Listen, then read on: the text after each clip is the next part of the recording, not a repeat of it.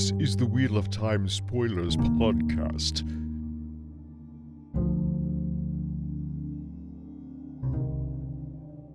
Speaking of art, you want to do this podcast about someone else's books? A halo of blackness surrounds my desire to do this chapter. Yeah. Feels about right. Yeah. No, this is a good chapter. This is a good Rand chapter. This is the Rand Tuon meeting. And the one that it really does spurn the events of the rest of the book. Spurn? No, not spurn. Start. What word am I looking for there? Spur the events of the rest of the book. Yeah, because this is why she decides on the timing of the attack on the White Tower. She already decided that she wanted that attack prepared and ready to go, but the timing of, are we going to do it? When are we going to do it? That was still in doubt until this meeting. Well, and I'm convinced that if he hadn't had that halo of darkness, hadn't been so evil, that's what that is. That's evil. It's pure evil. She may have actually negotiated with him, or... Yeah, I don't know. I don't know if she would necessarily pulled the trigger on the attack if the events had turned out differently. If the meeting had turned out differently. Or if he had just been less scary. Yeah. Because it was very much like, he's evil, we need to take his power away right now. Under the mistaken impression that the White Tower supports the Dragon Reborn. Right.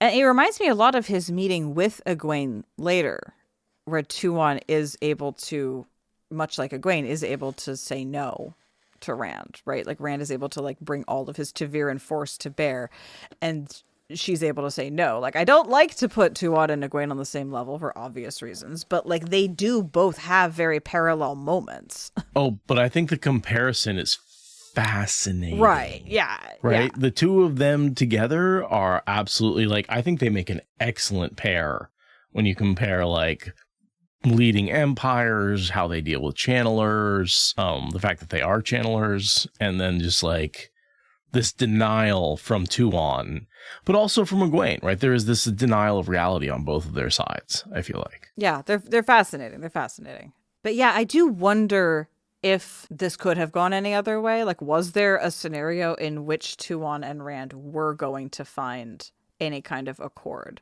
Because the only reason that they find an accord later is because he's willing to do his little fake bow. And, right. Is there any way that he was going to choose to do that here? Not with the way the power was corrupting him and the attitude that he has, right? This is the dragon that would have lost the last battle. Yes. Yeah, so I don't, on the one hand, yes, this spurs on all the events of the rest of the book, but on the other hand, it couldn't have happened any other way, because there was nothing that either of them could compromise on. I mean, she is compromising by meeting him as Daughter of the Nine Moons instead of as the Empress. She is stepping down to meet him on his level, right? Or not ascending to the throne yet. Yeah, that's only a compromise in her mind. He doesn't actually see that at all.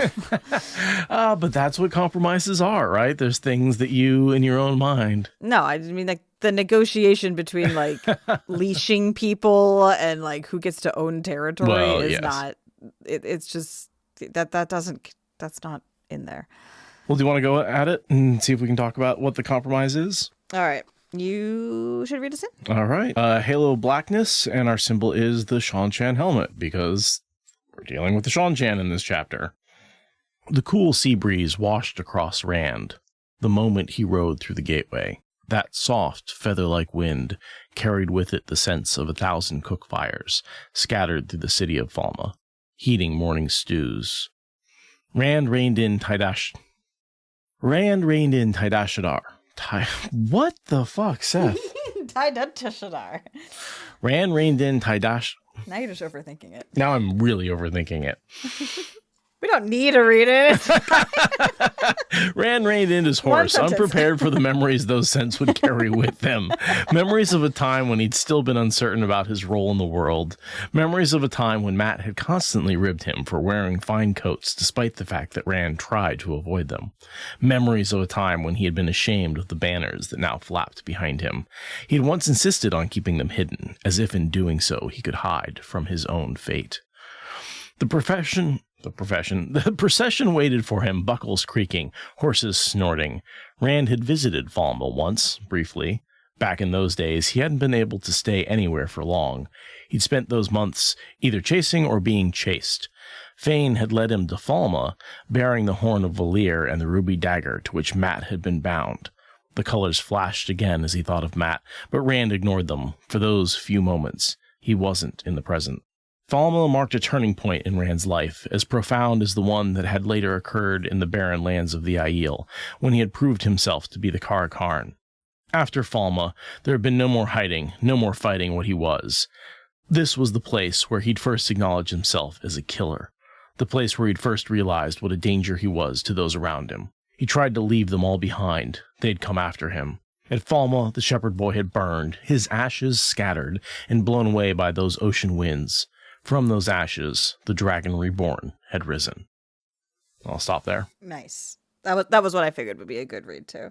Because it ends on that note of just, Yeah, the recap, the dragon reborn is reborn. No, the dragon reborn is born, I suppose, from the ashes of what was the farm boy, right? I mean, this is sort of just like a recap of book 2.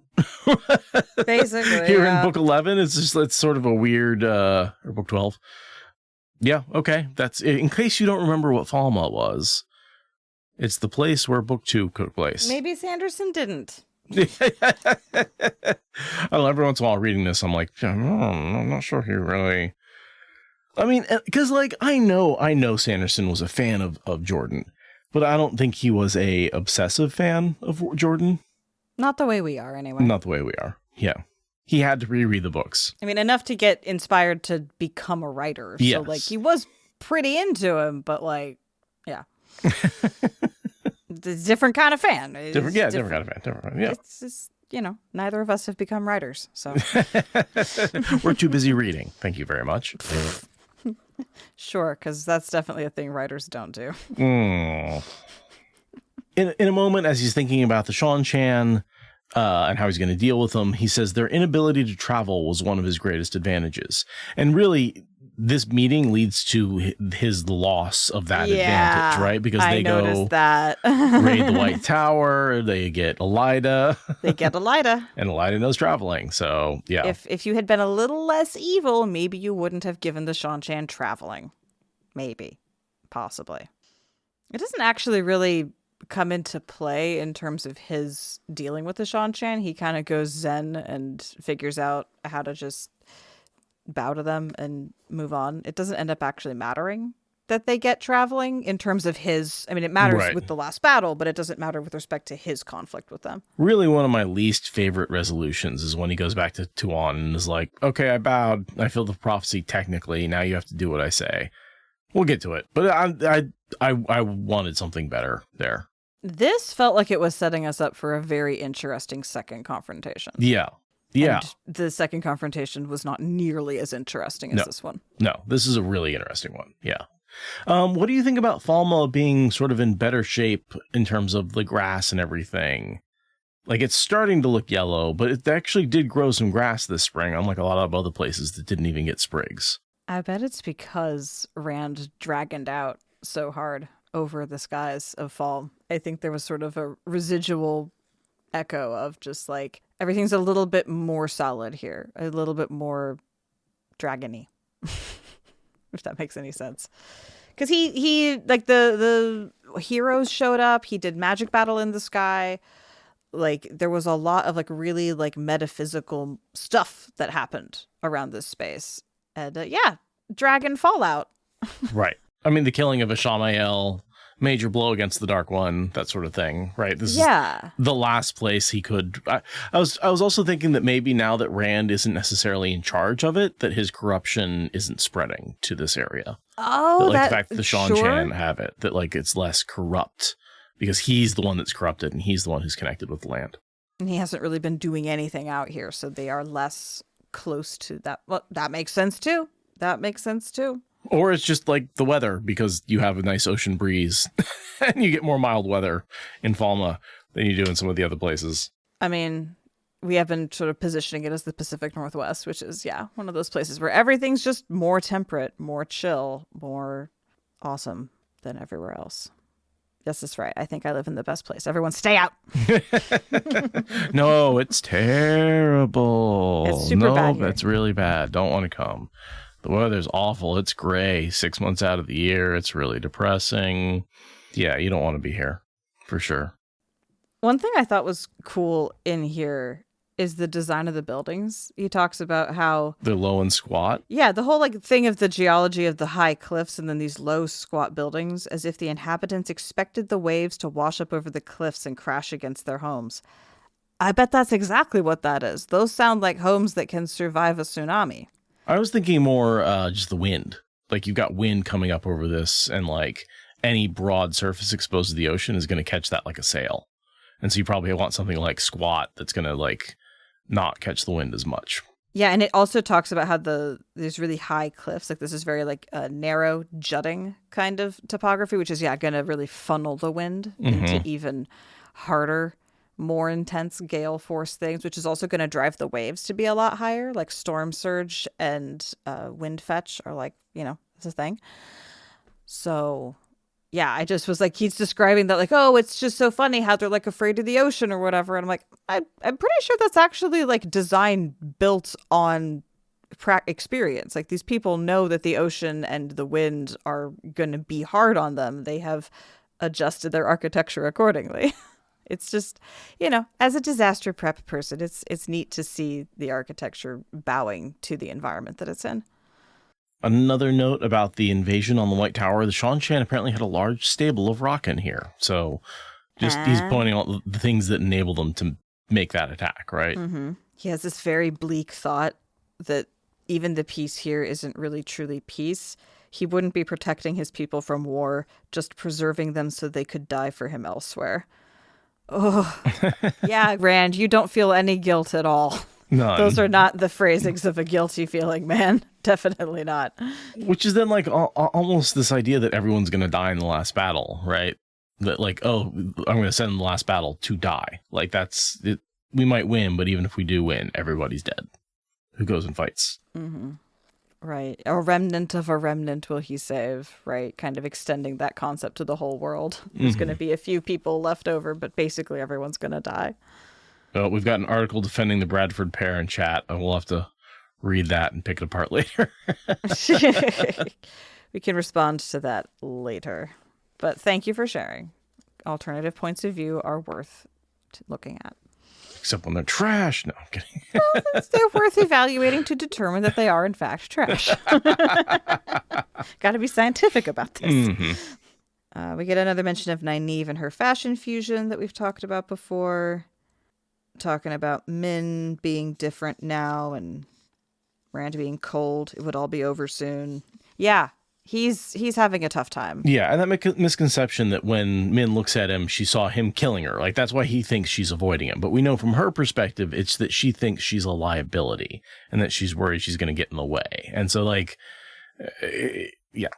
Communication? In my wheel of time? Talk to each other. I don't think so. Yeah. But yes, no, exactly. They are completely misunderstanding each other's feelings about that experience. And it's driving a wedge between them, which is making Rand's mental health even worse. And here's where we kind of figure out I don't know if it's for the first time, but for sure that he's wearing the Sword of Justice, the one that Arthur Hawkwing was wearing when he was called back from the dead. Right. The dream equivalent of this sword. So he got a new sword. I don't know if I think it was mentioned. I don't know if we mentioned it in the last chapter, but basically it was found in a pile of rubble. Underwater or something. Like, yeah, it was. There was some underwater archaeology in the neighborhood that just happened to find the sword Justice. Like, and it doesn't even merit enough page time for half the fandom to notice that it happened. It's so random. It is random. And it's very much. It's one of those things that Sanderson. To me, it's very much just like Brandon wanted to give him a new sword because he like what happened to Layman's sword that Aviendha gave him, right? Wasn't that the key sword that he was supposed to be carrying around? And the whole thing, like Aviendha gave it to him and that meant a lot to him. And it was this. Yeah. When did he lose Layman's sword? I think he still has it because I think he has both swords in the last battle. He has Justice and Layman's sword. He has two swords. He has one hand. I know. That makes no sense. Plus Calendar, He literally right? can't even dual wield. And he's got Calendar. Oh my god. Unless I'm totally wrong about this. Because I know that Tam's sword gets melted on Ishamael. Yeah. But that's what the happened initial to like, Layman's sword? and then yeah, Avienda gets him the replacement. Quick Google tells me, How many watery tarts are we involving in this story? yeah, no, he just has it. He just doesn't use it as much. And like that's kind of weird to me that he's not, that there was no real big debate about putting away Layman's sword and Avienda and all this kind of stuff, right? Like it feels like he really should have some significant emotions about the sword. Yeah, that feels lazy and unnecessary Mm-hmm. as an addition. I'm just gonna memory hole that. The Gathering Storm, Chapter 1. Scholars find an ancient sword buried under a submerged statue and present it to Rand. Though centuries old, he recognizes it because he saw it when... But it's just so unnecessary. It's just so deeply unnecessary. Sorry, Sanderson, but fail. No, it's one of those bits that he put in that I feel like is he's trying to reference the real world and sort of him taking over from Jordan and like the passing of the torch, the passing of the sword, and this is the new sword of justice. And I see where he's trying to be like, oh, well, Rand is inheriting Arthur Hawkwing's sort of legacy, right? And I think that would have been more interesting to call out if he'd like pulled it out and been like, this is the sword of justice from Arthur Hawkwing, and by this sword I declare blah blah blah, you know, like that would have been interesting if he used it in the confrontation with Tuon. Kind of the way Matt's like, hey, do you mind go having a conversation with Tuon really quick before you fade back into you know, like that was kind of a cool moment. And I think doing that with Justice would have been really cool as well. Yeah, and then I could have accepted why Rand needed a second sword if he's like, well, yeah, Layman's sword isn't going to have the same cachet with the Shadshed as Justice, so now Justice has to exist. Like, yeah, that would be fine. But this just feels like very... He pulled the punch. He threw the punch and then pulled it at the last minute. Yeah. And it was also very much like your DM is like, oh, and by the way, in that last dungeon, you found the right sword that you were looking for. And like, oh, that's cool. I didn't have to do anything for it. Cool. Right. Yeah. Like there's no discovery. He didn't win anything. He didn't find it somewhere. He didn't conquer anything. He didn't kill anybody. He just, somebody found it and decided to give it to him. It's so random. And I mean, that's kind of what happened with some of the seals, but still. Yeah, it should have been just for the seals. We didn't need Avienda's sword to get displaced for no reason. Yeah. I would have loved to still see him carrying Layman's sword. That's all. Yeah, because that's from his girlfriend, not from some random underwater archaeologist. Some bint in a pond, handing out swords. So then after he says, for more reasons than one, it made him think of the last time he was in Falma, right? Because the last time... that's the first time he killed the Blade Master, but also that's where he saw the sword when they summoned it. Yeah. Right. Yeah. And then he confesses to Nynaeve that that's when he became a Blade Master. And she's like, well, what? You don't need witnesses. You are a Blade Master. He's like, no, witnesses are the entire point. It feels very pedantic to me. I'm with Nynaeve. Like, whatever. She doesn't understand the Blade Master way the way he does. Like, whatever. I don't know. No, I think I agree. I always thought he was a Blade Master since he killed Turok. Now, I think we debated in the time, like maybe there was a different level of Blade Mastering back then. Or maybe Turok was just overconfident because he thought it didn't matter on this side of the ocean. But I think that basically he became, by the rules of Blade Master, he became a Blade Master on that day. Right. The reason why he's not a Blade Master is because he didn't pick up the sword as a trophy, just like with Gawain. They both made the same mistake where they were too honorable and busy to take a trophy from the battlefield. And so they literally aren't a Blade Master on a point of order. So I don't care. They're Blade Masters. They're Blade Masters. Like if the only thing you didn't do was bring the sword out of the duel to show people, then fine, whatever. That's just a formality. Not to mention, like, just the amount of work that Rand has done. Like, we know he's a Blade Master, right? Like, he's taken down groups of 5. Like, he's shown himself a Blade Master many, many times. Yeah. He makes sparring for Lan kind of fun, you know? Like, Lan actually, like, has, you know, a reasonable amount of challenge with him. Like, he's like, oh, this is a fun student, you know? Yeah. yeah, it makes a good point. Vuji makes a good point. Like, how much of a blade master can you be with long ass nails? Like, I don't want to break a nail. I mean, I did notice that the show was like, we are not going to actually address that question. The show was like, we're just going to skip that question entirely. Really love season 3. Still has a lot of issues. I'm saving those rants for later. I'm saving those rants for later. I'm saving those rants for later. Lilligin has noticed that there is a line ahead. A sea breeze blew through, carrying with it the scent of rotten fish. It's Bradford pear season in the book also. It is. It's springtime. Yeah, sure is. So Rand's walking into the Shan Chan stronghold, right? So he's basically like, I could get away with a quick gateway, but I don't really plan on fighting this. But then there's that part of him that like is like, or I could just seize all the power of the Chosen Call. Yeah, he just walks in there with the nuclear button, just has a little fidget spinner in his hands, just like, I could escape, I could walk away, or I could nuke everyone. Anything could happen. Spin the wheel. Let's see how I feel. But yeah, there's a lot of Suldam and Damani here. There's a lot of guards. This is, the Empire at its full threat display, maximum flare. And Tuon is lowering herself to be his equal in the seating arrangements. And she thinks that's a great concession. And it's just so amazing of her. And shouldn't we be so impressed and give her all the ally cookies? And I just, I cannot with her. I love this little section of Rand seizing the one power. Oh, yeah, this is a good one. Yes. I almost want to read this a little bit. Yeah, do it. He reached down and grasped the access key, just in case, and slipped it into his oversized outer coat pocket.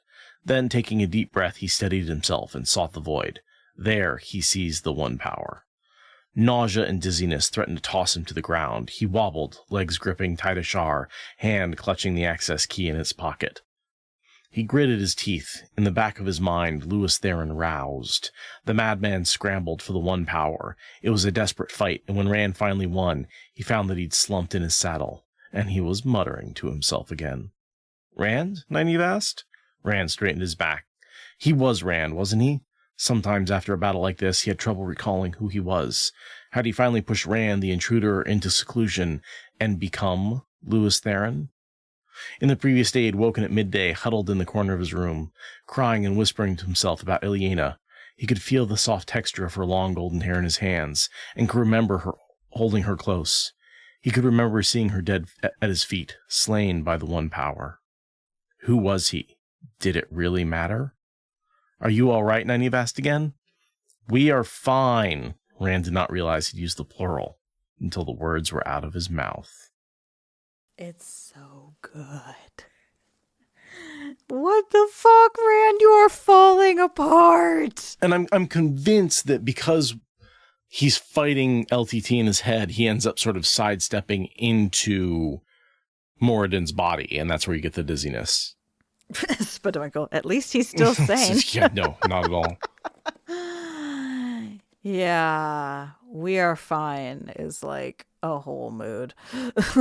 This always reminds me, if you've ever read the Dragonlance series, Tale of the Twins, the second trilogy. There's the Chronicles and then the Twins trilogy. I don't remember the official name of it. And it's a time travel. I'm going to spoil it for you, so spoilers here. Sort of a time traveling loop, right? Where the main character essentially, in his test to become a wizard, is inhabited by the spirit of a dead wizard who offers him power in order to give him access back to the physical world. In order to fight him, Rasslin goes on to become this powerful magic user, goes back in time to kill that wizard before he can essentially corrupt him in his tower. They get in a fight. One of them uses a stone that sucks the energy out of one into the other. But at the end of it, because he's basically, he's grown up with the influence of this wizard in his mind and sort of become that wizard. And he goes back in time and sucks the and has been imitating him and kills him. And so after the fight, they look up and they go, wait, I don't know which one I am. I lost track of who I am. The two wizards fought, and in the battle, you don't know who wins. Wow. And so the wizard who is Raceland / Fizandantilus decides to become Raceland going forward. But there really is this like two people become one in a circular timeline. It's really well done. I really love that little trilogy of Dragonlance and that particular moment where that character looks up and doesn't know who he is. And that reminds me so much of Rand in this moment. Yeah, totally. Lilligin, I would say the first 6 the books written by Margaret Weiss and Tracy Hickman do stand up for sure. So it's that first 6 books of the series. Highly recommend them. There are other books that are also very good in the Dragonlance series, but for that's, gems among poop. Even some of the later books written like by Margaret Weiss and Tracy Hickman, where they go back to the series, aren't quite as good just because I think, it's 20 years later. But yeah. Ugh. No, and I really like the Villains series as well. That was a series of short stories about the villains from the Dragonlance Chronicles. Thought that was really good. They've gone on to produce so much. I mean, it's at this point, I stopped reading in the 90s, so. Y'all are nerds. Welcome to the club. So yeah, Nynaeve looks at Rand and says, really, you're powering up the magic nuke button? And he's like, just in case. It's just a little extra power, just in case they try to, which, I mean, in fairness, they could totally try to throw a circle of 13 at him. I would not be at all surprised if Tuon had something like that up her sleeve. So having the Cho'odon call on standby does kind of make sense as a precaution, but still. Yeah, just holding a little more power than any man could unaided. Oh, right. Except, yeah, Damani can't link. Thank you, Athlon. Yeah, no, that's true. But still, 13 of them could all throw themselves at him, and it would still be powerful enough to take down most men. So I can see where he's being paranoid for a good reason. I wonder about that. If you had 13 individual shields trying to take you out, would that be different than a linked 13? I feel like it must be. I feel like it would be, but like for most men, the difference would probably be academic. It would be so far beyond the threshold of what power they could put out that like it would be just academic. But for Rand, I think it would actually matter. Well, that's what I wonder, because like most men can destroy a shield held by a single woman on average man strength, average female strength. So I have to wonder if like it would just be shielded, torn apart, shielded, torn apart, shielded, torn apart, right? Like I always figured it would be more like a shield wall kind of thing, where like they're layered onto each other, kind of Swiss cheese style, and like reinforcing. Kind of the way the Ashaman did the dome in Lord of Chaos. Yeah. I kind of was imagining it like that. Like, yes, there are weaker points, but also like they are adding up to slightly more than the sum of their parts. Mm-hmm. I don't know. I think I was thinking it more like layers of tissue paper you could just claw your way through. I mean, it could be totally onion layered, and they don't have any ability to interact. I mean, these are mechanics that are not defined by the word of God. So, so this leads right into the encounter with the Daughter of the Nine Moons, right? Like, yeah, Nynaeve says maybe if you're feeling paranoid enough to bring that with you, maybe we shouldn't go. And he's like, no, we're going. And so they march up to the pavilion, and then we POV switch, and we switch from Rand seeing Tuon for the first time to Tuon seeing Rand for the first time. And both of them thinking, wow, how young is that person for the power that he yields? Yeah. Right. And then Rand ultimately is like, wait, I have actually seen you before because of the Matt visions. But it's still the first time that he's, seen her in an interactive sense. And context too, right? The context of traveling in a caravan with Matt versus being on a pavilion in front of all the Shanshan. Like without context, he didn't make that connection. Yeah. And he does actually recognize that the height of the chairs being equal is a concession from her. I just think she puts a lot more weight on that than it deserves. Sure. Of course, it does make me, the fact that he didn't recognize her right away does make me want to do a all y'all Shanshan look alike joke. But probably inappropriate. But that's not. Yeah, that's very much not the dynamic. No, it's not the dynamic. No, not at all. But it is kind of like, that. What other small, dark, childlike woman have you seen before that you wouldn't recognize her right away? It does seem a little just like feels like she should stand out quite a bit. We don't see anybody else looking anything like her. Yeah, I would have been way less surprised if he'd been like, no way. Like as he gets closer, like she resolves being like, wait, what? That would, but it is a very, very different context. Visions with Matt versus the heir to the Sha Chan throne. Like, yeah, maybe it's not the first thing you leap to mentally. But then you got to give Matt credit, right? Like who else would be in the company of the Sha Chan Empress? Yeah. I mean, and then, there's that. It's like, because your friend is Taviran Rand. Like, of course it would be her, but yeah. I do think that is a blind spot. They have trouble thinking of their friends as Taviran, as powerful people. Rand certainly does. I don't think he takes one, he's trying not to, right? He doesn't want to take advantage of his friends. But also, like, he probably should, right? And he doesn't in a lot of ways. Right, yeah. Yeah, totally.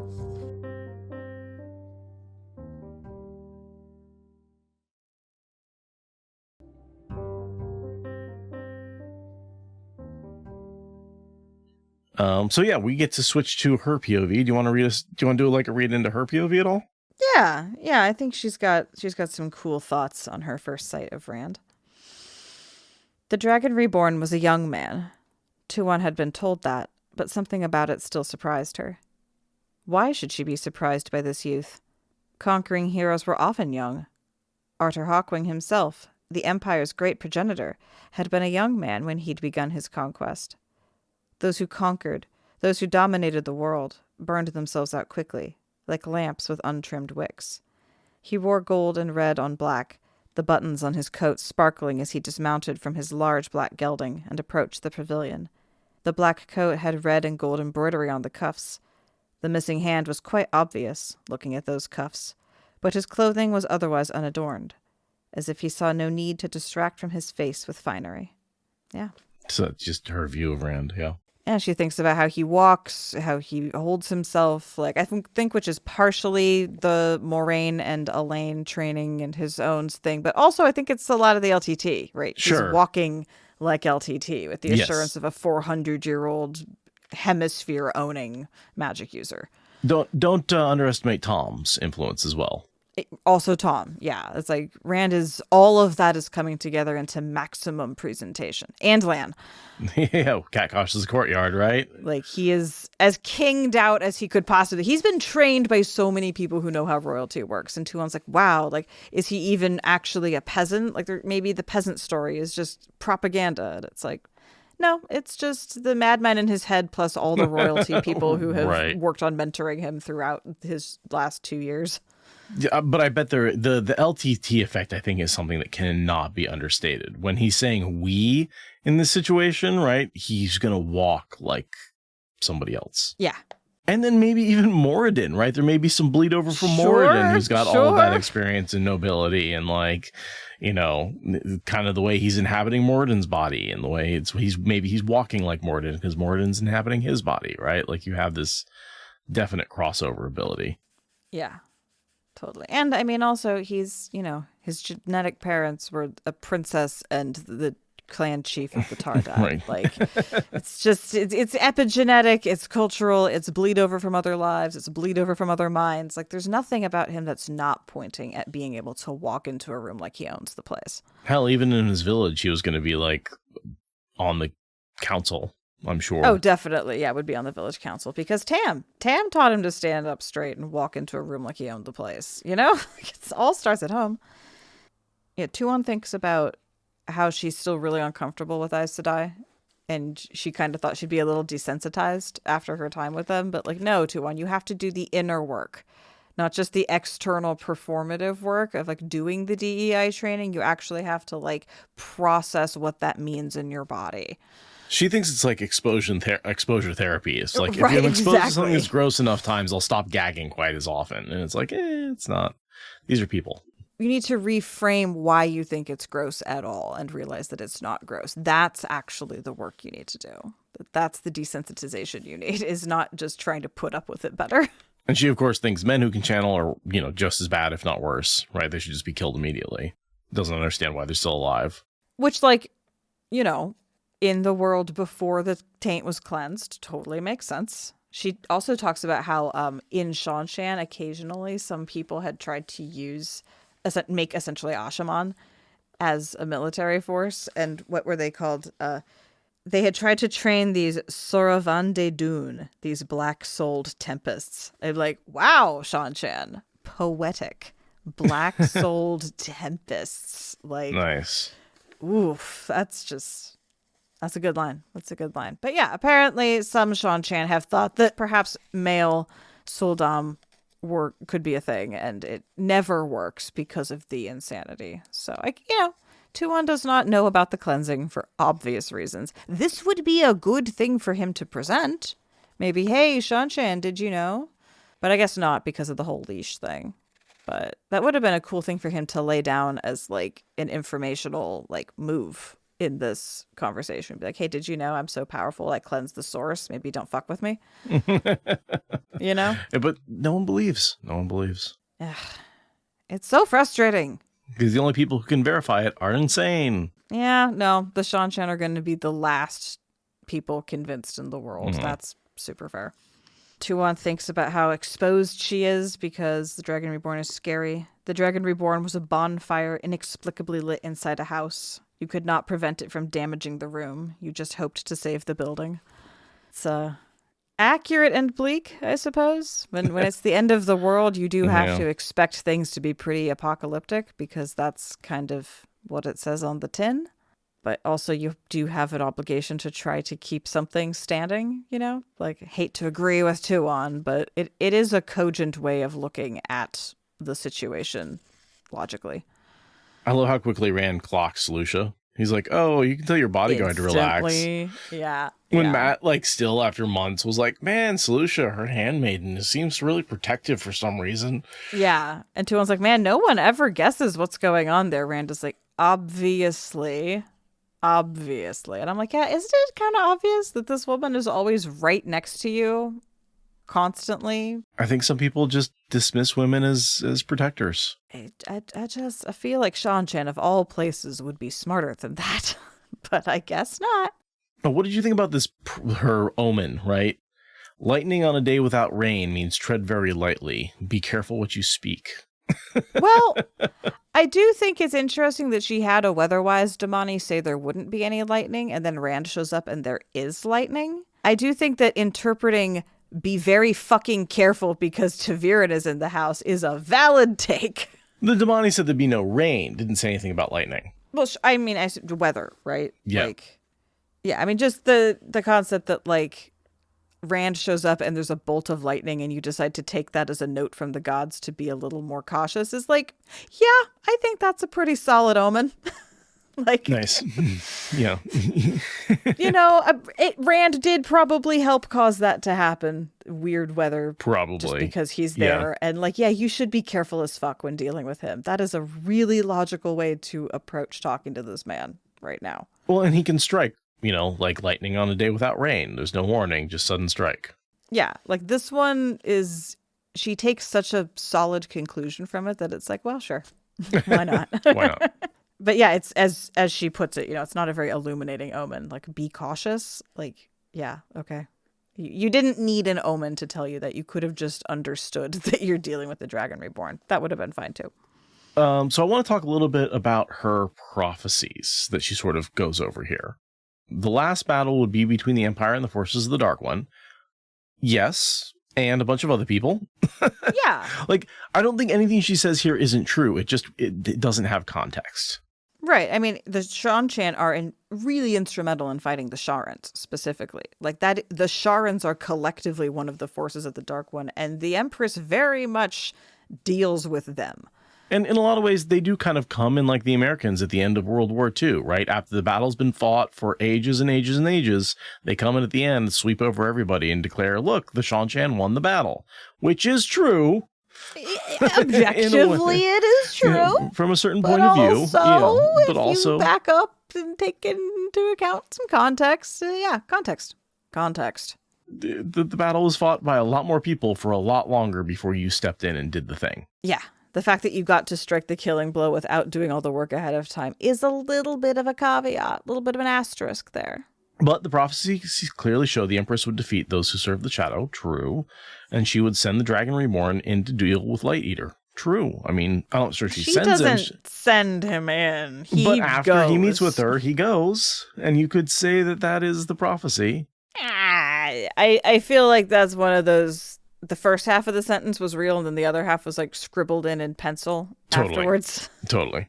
She talks about how much he had fulfilled. He didn't seem blinded yet. Well, he's been blinded. He's just getting better. Yeah, he has experienced actual damage to his eyeballs. Plus, he is pretty losing the path. He's losing the plot of his own story. Like, as Lillian said, he's blinded by his problems. But yeah, he has actually experienced oracular damage at this point. Yeah, the fireball that took his hand also damaged his eyes and like blinded him in a way. Yeah. And he mentioned at the beginning of the chapter that he's gotten used to how bad his vision is. It's not actually getting better. Mm-hmm. And then the cycle said he would stand on his own grave and weep, which is, that happens later on in Dragon Mount in Veins of Gold. Yeah, that is about to happen, but it has not happened yet.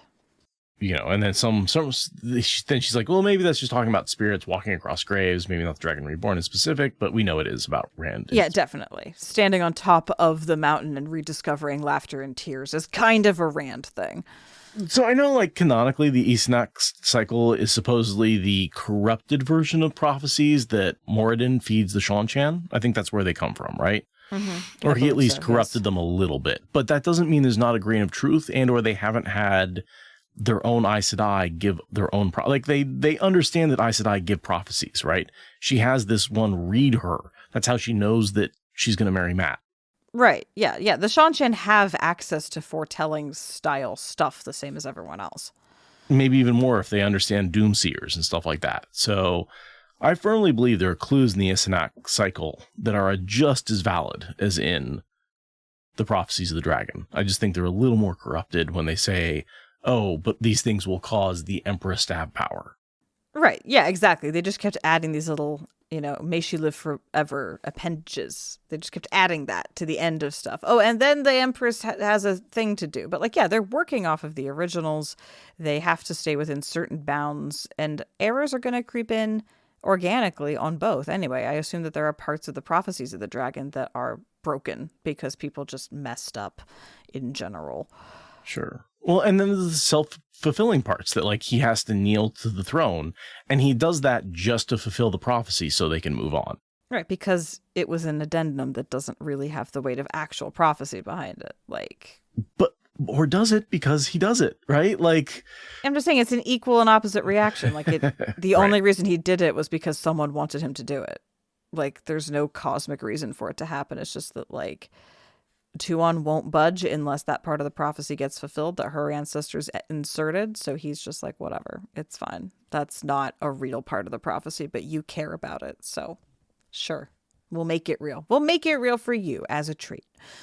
Then Tuon basically calls him down and says, hey, we expected you guys to be reunited and prepared to praise us and lend us armies for the last battle. Instead, you're a bunch of fighting, squabbling children. And again, I want to point out, her prophecies were wrong. They said that when the omens were right, they could come back and get a united Westlands that was ready to listen to them. That just doesn't make any sense. In what world is a united world going to listen to you? They're manifesting the destiny just as hard as they can. But it seems like that's just more evidence that their prophecies, or at least their omens, are lies about, or fed to them by. I mean, and we know this, right?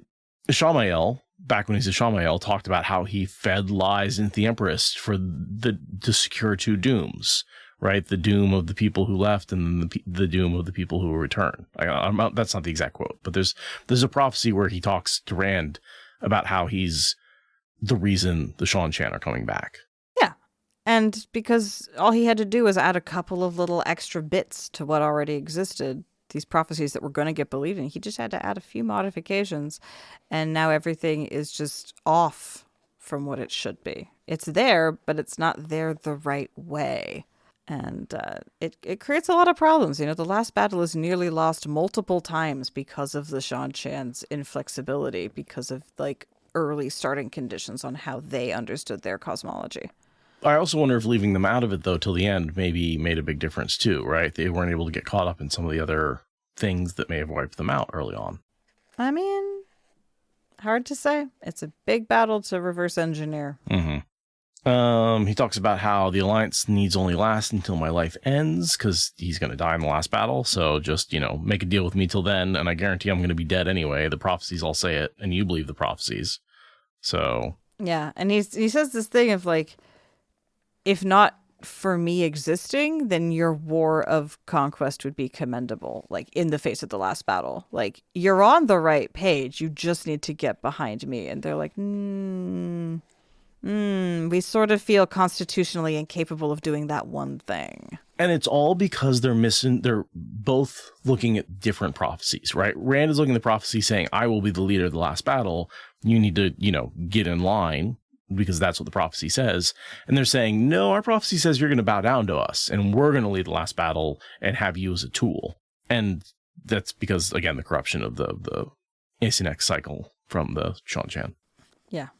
And then we get into the bargaining, where Rand just has a hard line against slavery, and that is unacceptable to the slave empire.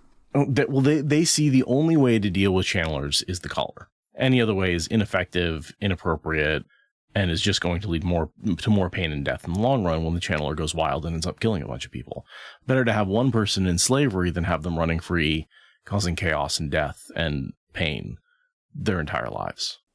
But we've managed without those outcomes for centuries, actually. Despite all of our chaos and disunity, we actually have not been run roughshod by insane channelers of both genders. The existence of the Westlands disproves everything that Shanchan say constantly. Instantly. The existence of the Aiel and the wise women, the existence of the sea folk and their channelers, right? Like, there are good ways and good societies that you can have channelers be part of society.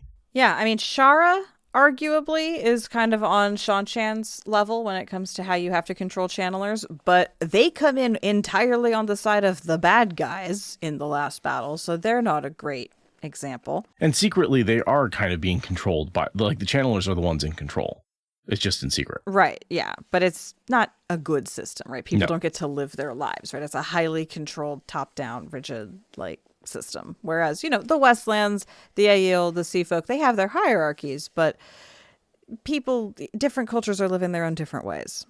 Only Shanchan and Shara have, like, fascism levels of control over their entire society. Which, if you think about Randland as being Europe, it really is a commentary on America and China right now. Yeah. Anyway. Yeah. So then she brings up Matt, right? Something we have in common, right? And she's basically testing to see whether he knows Matt. Right. And I mean, this is a good conversational move, right? Like, she is being drawn into the conversation on Rand's terms, and she's like, curveball, Matt Cawthon. It's kind of like a Pokemon, right? You just like, or a smoke bomb. You just like random Matt Cawthon in the conversation. And I declare Matt Cawthon. You can't just declare exactly. Matt Cawthon. Well, apparently you can. I noticed she says he kidnapped me and dragged me halfway across Altara. No mention of the fact that she married him. Yeah, casually doesn't mention that. Doesn't mention that at all. Which actually would be really good information. He may have actually treated with you differently, knowing you were Matt's wife. Nynaeve certainly would have had a whole lot of her gears spinning. Nynaeve might have just exploded on the spot trying to process that information. That's pretty funny, actually. Can you imagine, like, Nynaeve is giving Tuon, a very good rip up one side and down the other for being a slaver and a terrible person, and how dare you talk about Matt that way? Can you imagine how she would react to Tuon saying, he's my husband? I'll talk about him any way I want. Oh my God, Nynaeve would literally explode. And this is a very redeeming moment for Nynaeve, right? This is her, someone who's always talked about Matt poorly, ripping somebody else for talking about Matt poorly and supporting him in a lot of ways. Right. This is why I see her as having more growth than a lot of the other characters, is because it seems like she's really come, but at the same time, I kind of hate the way Sanderson's forcing it on Nynaeve to be like, oh yeah, she's forgiven Moraine, she's forgiven Matt, all of a sudden she's this changed woman. And I don't know. But this is also deeply consistent to all of our Two Rivers people, that they'll fight like cats amongst themselves, but the second any of you turn on them, like, no. Like, this is consistent to that Two Rivers, like, in-group loyalty. But I do know what you mean. There is a certain amount of, like, sometimes it feels forced. This doesn't feel forced. This feels very correct. Nynaeve would never let Matt hear her say this. Right. But she would never let anyone shit talk him as long as he's not in the room. If he's in the room, the rules are different. But if he's not in the room, she will defend him. Right. Oh, that's good. That's a good point. Yeah. I just feel like someone said, hey, Sanderson, can you take all the things that annoy me about Nynaeve and have her apologize for them? Thanks. Yeah. That does sometimes feel like it's coming through. Less so here, though. Because someone needed to tell Tuon to fuck off. Like, Rand interrupting her is not the level of fuck off she needs to be told. Nynaeve shrieking at her that her husband is a good man is more correct. She thinks Rand's insane because he's like, oh yeah, I saw you. And she's like, okay, not so. When we know that's actually like the one colors. of the few things that's like not insanity. Yeah. Like, your husband gets those visions too, dear. Yeah. Like earlier she was like, oh, he seems to really have it under control. And it's like, no, he does not. You're just doesn't. Bat, how are you this bad of a read of people, Tuon? This man is not okay. How are you looking into those eyes and saying, yeah, he seems under control? He seems under control. But then the one thing you think actually is the thing that makes him insane is the one thing that's like real. Right. Yeah. No, they're missing on every level. I want to say it's cultural, like they're just operating on two very different levels, and they don't understand each other in any way, shape, or form. Yeah, they needed a little bit more translation between them. They needed like Bashir to do like an exchange course for a week or something. They needed Matt sitting there. Or Matt could have been there. That would have helped. Yeah. I would have liked to see that in the second meeting if Matt was somehow mediating between the two of them. Yeah, instead of mediating that awful meeting between Tuon and Egwene, he could have mediated between Rand and Egwene. That would have been way better. Because I feel like he never understood Egwene at all, but at least he somewhat understands Rand. Yeah, exactly. But then Rand is like, none of this matters. This is all very interesting, but it doesn't matter. You need to just do what I want because Ta'Veren and I'm tired of being in this pavilion. And he just really, I'm surprised we don't get a mention of wine souring in this instance. Right. Or tea turning bitter, or a sudden gust of wind like ripping the pavilion roof off or something, you know? But yeah, essentially he tries to use he does his whole "you think I could make your heart stop, Codswain" thing, right? He uses his Ta'Verenness. He doesn't go quite that dramatic. It's not quite that threatening, but it's that move. Yeah, it's that move. Yeah, it's that move, and that creates the halo of darkness. That creates the reaction from Tuon. These are not requests; they are my will. We see the same pressure he brings to bear when he meets with Egwene after he goes up on the mountain. So he still has this ability to bring that pressure, but here it's tainted by the darkness of touching the Dark One. Yeah, it's darkness rather than that halo of light that comes with him later, because of course we have to go with darkness and light as allegories. Sure. But this is the thing that spurs her to make the attack, to me, is how dark he goes. Is she realizes this man has embraced evil and I have to combat him. I cannot be his ally in the last battle because, like Codswain says, if this man goes to fight the Dark One, we will lose. And she has to do everything she can to stop him. Which, like, as much as I don't like her and I don't like her empire, like, yeah, I can kind of see where this interview makes her convinced that he's gone off the wrong side of that knife edge and you have to do what you have to do. I mean, just the way the Borderlanders are preparing to assassinate him if he does not come correct, right? Like, it makes sense for the Shan-Chan Empire to be one of those checks and balances that the pattern has set up against the potential of Rand choosing wrong. And really, like, you have to think about it. This would be a good time to stop him, right? Because once he goes up on the mountain in Veins of Gold, that's when you take the gamble. That's when the world can potentially end. That to me is, I've said it so many times, but that to me is the moment where he wins the last battle or loses the last battle in terms of destroying the world. Now, how bad the Fourth Age is going to be in terms of the Trollocs ruling over things and Forsaken and nastiness and the Dark One being out, like all of that, I think could have been much worse if you lost the on the ground last battle. But whether or not the wheel continues to spin happens in Veins of Gold. Yeah. The beginning of the last hunt. We hunt or we do not. Or we do not. Yeah. I think it's also interesting going back to the Matt thing, like how much Nynaeve and Rand both saying whatever Matt did, he had a reason, changes the way that Tuon thinks about him. Like, once again, she was forced to reassess her view of Matrim Cauthon. Like, a lot of how she does her whole Americans coming in at the last minute in World War II thing is because she trusts Matt, right? Like, being able to trust Matt at a really deep level is what allows her to play out that series of false attacks and starts, and all of that is because she trusts Matt implicitly. And this really helps. She trusted him a certain amount, but she trusts him a lot more after seeing the way his old friends respond to her. Trust him. Yeah. Like, exactly. It's because he seems worthy of trust, right? Yeah. And that's, even though Rand is doing this dark halo of maybe don't align with me right now because I'm absolutely not having a good time, he's also communicating, but you should trust Matt. Even as I am deeply untrustworthy, you can trust me when I say that Matt is worth trusting, right? Like, that's what she's getting from this. And I feel like that's an important part of, like, being in a relationship with someone is you go to their friends and you're like, hey, what is this person like? Because I've been with people where the friends are like, she's kind of a flake and will probably end up dating somebody else pretty quickly. Or yeah, this dude, yeah, he's going to cheat, right? Like, I know one of my wife's exes, like, all of his friends were like, girl, you better keep an eye out, right? Like, and sure enough, he was cheating the whole time. And they never said he's cheating, but they said, like, careful of his vibe. You may want to investigate what he's doing with other women, stuff like that. It's like the friends know. Right.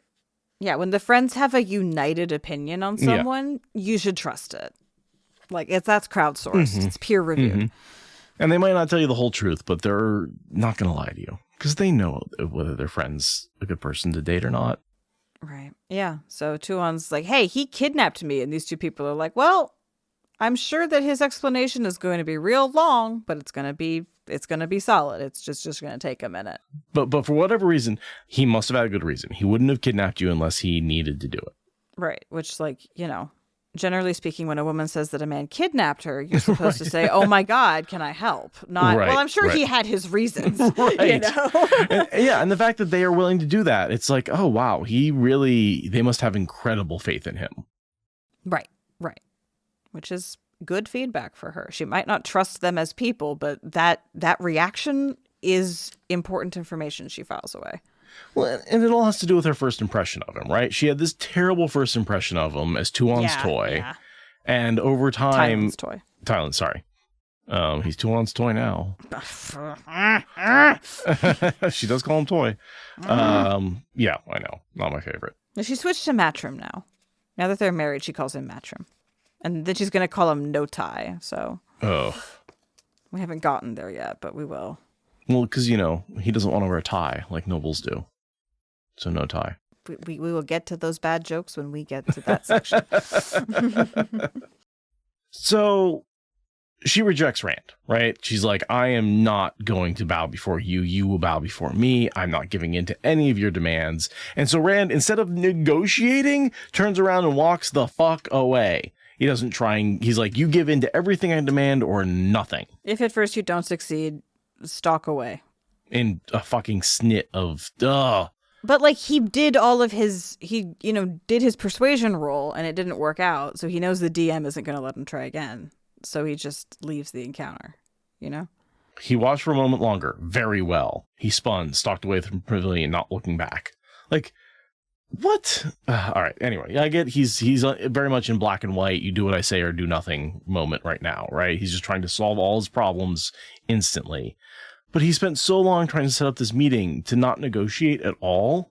Well, because he can feel the fact that the Ta'veren is working into her mind, right? Like inside her mind, she cannot come up with reasons to say no.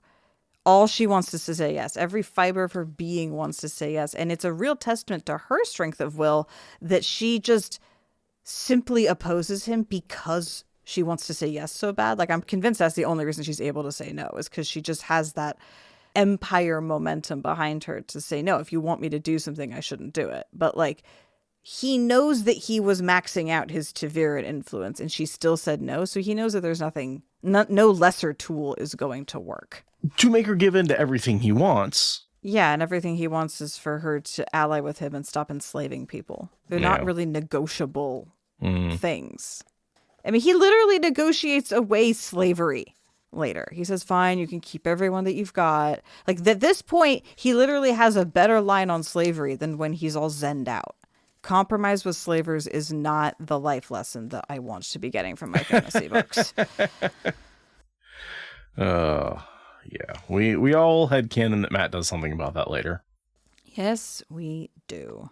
I totally agree, Athlon. If he had not been so overbearingly to Viren, she might have actually been more interested in negotiating. But the fact that he's just like, he's basically crystal throning at her. But she comes from a long line of people who have been dealing with the crystal throne for a long time. So she's just like, no, on pure resistance, no.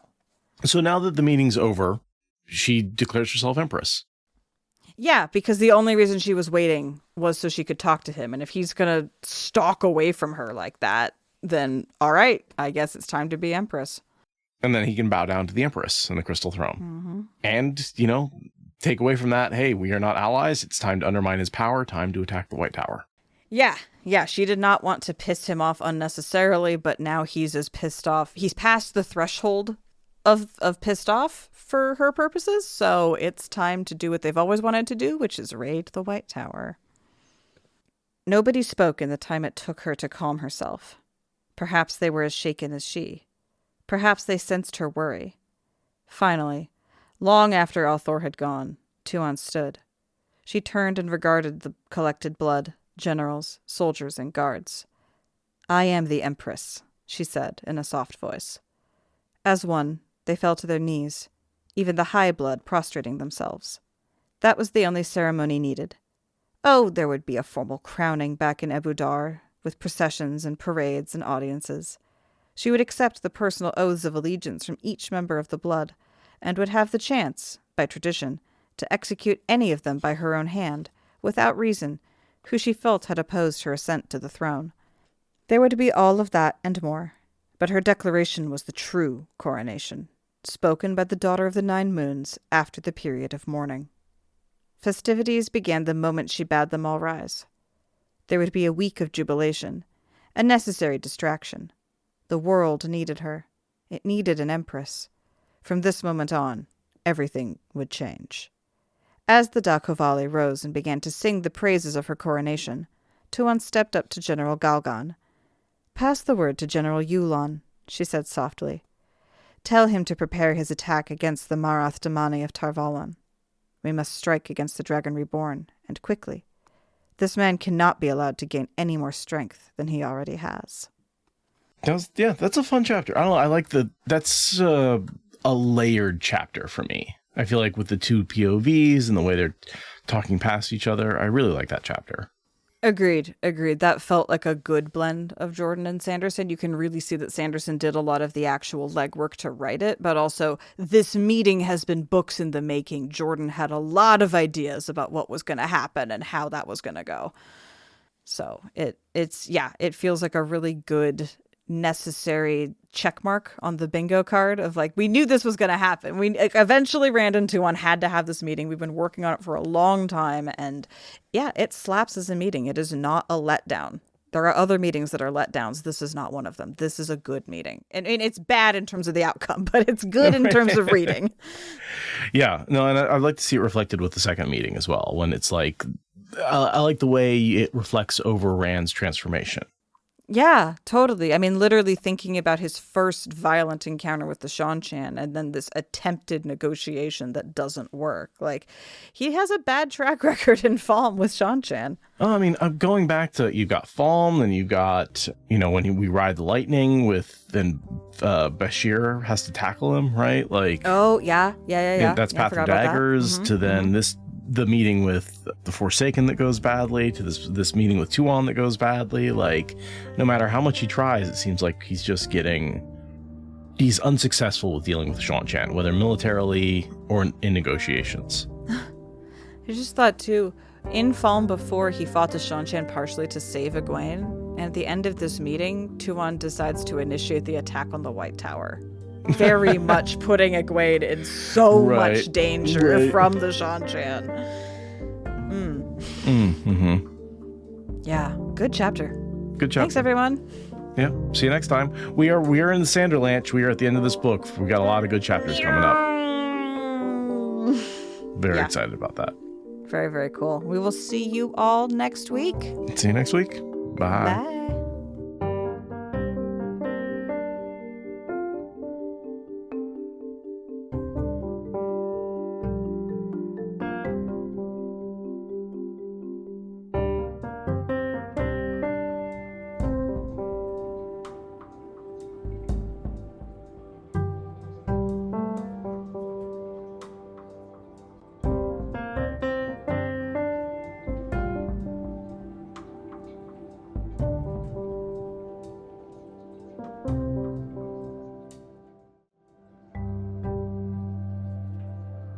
Recording is on.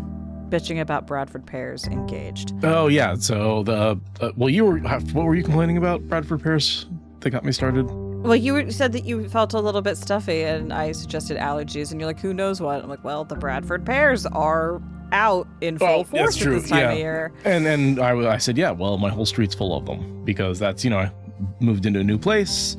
There's a bunch of trees. You don't really know what they are until they start to bloom, and you realize every single one is a Bradford pear. Yeah, and Bradford pears, I have never met a person who likes the smell of Bradford pear trees. Some people have a more violently negative reaction to them than others, but no one likes them No. that I've ever heard. And yet every city ever is like, you know what tree we should have on every single street just in perpetuity is these fucking Bradford pears. And I think whoever made that decision and whoever underwrote it and every single person who has ever said, yes, this is fine, goes to a special circle of hell.